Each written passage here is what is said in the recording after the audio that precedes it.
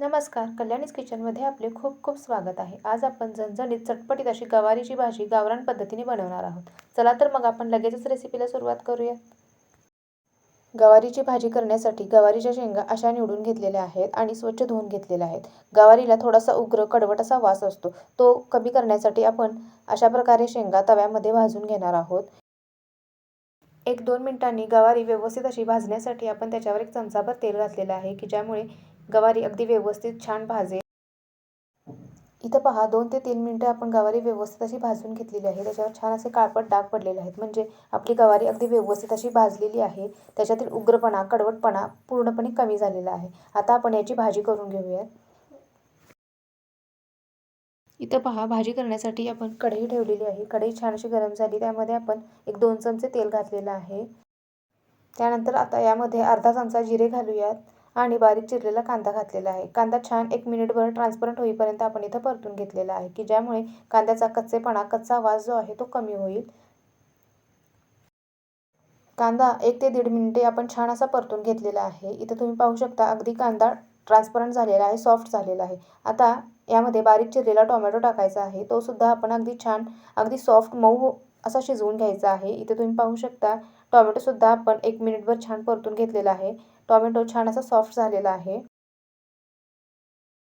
Tomato अगदी व्यवस्थित असा परतून झालेला आहे. आता यामध्ये 1 चमचा धने पावडर घेतलेली आहे, पाव चमचा हळद घेतलेली आहे, चवीनुसार मीठ घेतलेलं आहे आणि कांदा लसूण मसाला घेतलेला आहे. आता हे मसाले आपण यामध्ये मिक्स करून घेऊयात. हे मसाले आपण तेलामध्ये छान असे परतून घेणार आहोत. इथं मी कांदा लसूण मसाला आपला कोल्हापुरी घेतलेला आहे. आपली कोल्हापुरी चटणी तेलामध्ये 1 मिनिटभर छान अशी परतून घ्यायची आहे, म्हणजे भाजीला रंग सुरेख येतो.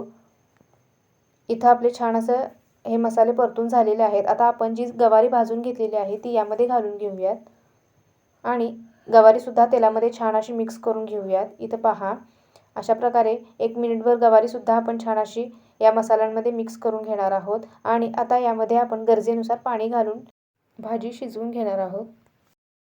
आपल्याला भाजी कितपत पातळ किंवा कितपत दाटसर अशी पाहिजे आहे त्या प्रमाणात इथं पाणी घालायचं आहे. कोमट पाण्याचा वापर करायचा, म्हणजे भाजीला रंग सुरेख येतो, छान तर्री येते.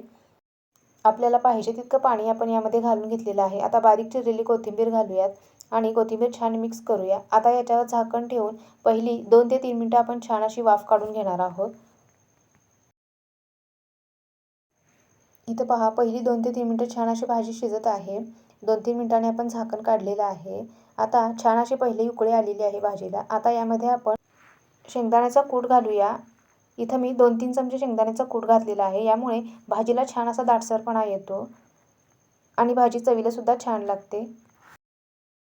शेंगदाण्याचा कूट छान असा मिक्स करून घेऊया आणि परत याच्यावर झाकण ठेवून ही भाजी आपण 8 ते 9 मिनिटे, जास्तीत जास्त 10 मिनिटे शिजवून घेणार आहोत.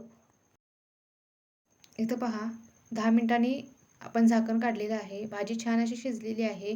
गवारी खूप जास्त गाळ अशी शिजवायची नाही, तर आपण 90% अशी गवारी शिजवून घेतलेली आहे. यामुळे गवारी चवीला छान लागते. इथं तुम्ही पहा छान अशी आपली गावरान पद्धतीने गवारीची चमचमीत भाजी तयार झालेली आहे. व्हिडिओ आवडला तर नक्की लाईक करा, शेअर करा आणि चॅनलवर जर नवीन असाल तर चॅनलला सबस्क्राईब करायला विसरू नका. परत भेटू नवीन एका रेसिपीसह. तोपर्यंत धन्यवाद.